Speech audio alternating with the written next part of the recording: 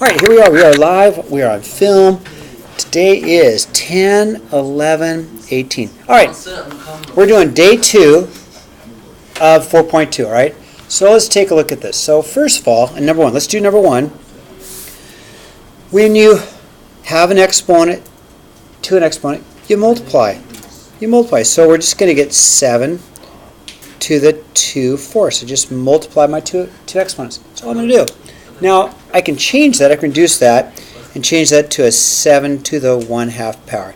And that's what the book or the computer is looking for. Is just multiply the exponents, okay? Okay, let's look at 4. Okay, now 4. When you have a base divided by base, you subtract exponents. But we need a little exponent here. So I'm really going to get a 10 to the 1 minus 1/4. So same base. Bet you was like 10 to the third quarter. It is, Ben, you're so right, is 10 to the 3/4. That's all. Okay. How am I doing? All right. 7. Yeah, I don't know what it is. 7. Let's look at number 5. Whoa. So do number 5. Before I go any further, 5, this can reduce. 6/9 can reduce to 2/3. Let me rewrite it as 2/3 to the 5th power. And then I also have to remember that to the negative 1/5 power. Okay, you all right with that? Okay, let me slide it down. Okay, so we've got the reduce that to 2/3. Okay, see the 2/3, Yes. and it's to the 5th. They're both to the 5th, right? And I have to remember this negative 1/5. Okay, so now I'm going to multiply exponents. I'm going to multiply exponents. I'm going to get a 2/3 to the negative 1 power, 5 times negative 1/5. I'm going to multiply exponents times 5 times negative 1/5 is a negative 1. And with negative exponents on the wrong side, right? Negative exponents are on the wrong side, so I'm just going to change this to a 3/2. Okay? And this is what we did yesterday. I want to just practice it again, okay? 6. You ready for 6? Wait, Mr. Davies? Yeah. The reason you flip it over is because it's to the negative 1. Correct. Totally correct. Yep. Yeah, you can. Yeah. Yeah. Because what it really is, and I skipped it, but what it really is, like if you get 2 to the negative 1 and 3 to the negative 1, right? You flip them both, right? Right? Yeah. Okay, number 6. So number 6, first of all, I'm going to add exponents first, okay? So I'm going to add a negative 3/4 and a positive 1/4. It's just going to make a negative 2/4, right? So I'm going to have a 7 to the negative 2/4 Why didn't you use the other stuff? to the negative 1. Nikolai, ask that again. Why didn't you use the other stuff? There's no circle in there. Yeah, so I'm adding these exponents, right? Yeah. Yeah. So negative 3/4 and 1/4 makes a negative 2/4. Yeah. Okay? And I still have this negative 1 here, so now let's do this. Let's multiply exponents, and you have a 7 to the positive 2/4. Did you accidentally put the 7 in the circle? Oh, no. Okay, let me answer that question in a second. 7 to the 1/2. You know what? You're asking a great question. It was asked of me last period. Let me show you something, okay? Okay, I want to show you this, okay? If I had, Nikolai, you'll totally get it. If I have 2 to the 3rd times 2 to the 4th, right? What's the answer? 4 to the 12th. It is 2 times 2 times 2 times 2 times 2 times 2 times 2. How many 2's do you see? So even though you see 2 2's, it's really saying you have 3 of them here, 4 of them here. You have a total of 7 2's. Now, does that make sense, what I just did? Okay? There's no 4's. There are absolutely no 4's in this question, is there? There's absolutely no 4's in this question at all, right? It's just how many 2's, right? So when I flip the page back, Nikolai, I'm saying how many 7's do I have? There's no 49's in this. You guys agree? It's just how many 7's, okay? All right, let's move on. Let's look at number What's the answer? 7 to the 1/2 power, okay? That one you can do. Let's look at 8, okay? Let's look at 8. So 81 times 9. What is 81 times 9? I don't know.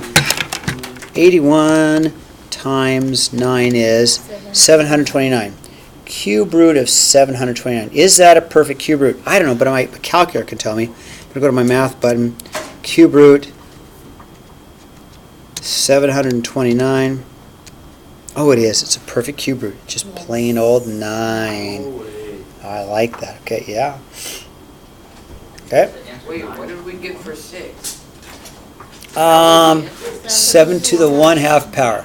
So it's just 3 to the square root of 9? 8? Wait, just 9? Cube root of 729 is just 9. Plain old 9. Oh, wait, never mind, I get it. There's no question.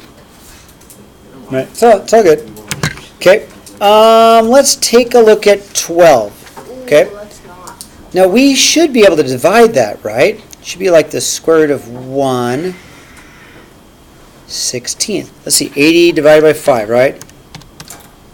That reduces to 1/16. Okay, if you reduce 5 and 80, you get 1/16. Which is 1/4. Smart guy. Smart guy. Yeah. 1/4, there you go. All right, 13, we need to do 13. 13 is kind of hard. Okay, now, 4th root. There is no 4th root of 2/8. There is not. There is not a 4th root of 2/8. So check it out here. Hold on. 4th root. Go 4th root of 208 is a ugly number. Okay, so what do you do? So what we're going to do is this. 16 is a perfect 4th root. 16. Does 208 divided by 16? Yes. So I can go 4th root of 16 times the 4th root of 13. Now I'm going to back up. This one's kind of hard. You're going to have one of these like this on your homework, okay? So what I saw, here's what I saw. 208's not a perfect 4th. It's not. But I know something times something times something makes 208, okay? You with me?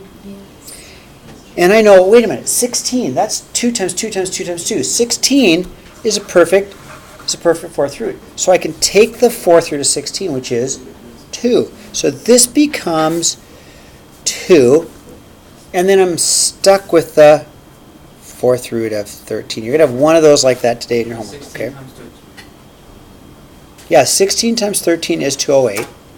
And why did I use 16? That's the big question. Why 16? Why did I pick 16? It's a perfect 4th, but I knew what you meant. It's a perfect 4th, right? That's why I used 16. All right, you guys remember the conjugate from yesterday?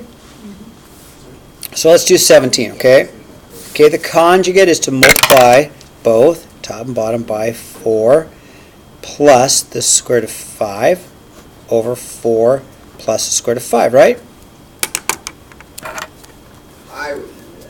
Okay, and I'm going to run out of room, so I'll just squeeze it over here. So I'm going to get a 24 plus 6, 24 plus 6 square root of 5 over 16. And remember, the middle terms cancel, right? That's a 4 square root of 5 and a negative 4 square root of 5. The middle term cancels, so we go straight to minus the square root of 25, right? Am I going too fast on that? Yep. Okay, I'll slow down. Multiply by the conjugate. The conjugate's the opposite of that, right? So I get 24 plus 6 square root of 5, and then on the bottom I get a 16 minus square root of 25. There, I'm doing your trick. Square root of 25 is 5, right? So let's see what I got. I got a 24 plus 6 square roots of 5 over 11. And that's all we got to put, okay? All right. And then, well, let's do the easy ones when you're ready. You guys ready for the easy ones? Yeah. I'll wait for you. We'll do the easy ones because the next ones are pretty easy, okay? Okay, tell me when you're ready and we'll do the easy ones. When are you ready? I will wait for you. I'm a very patient person.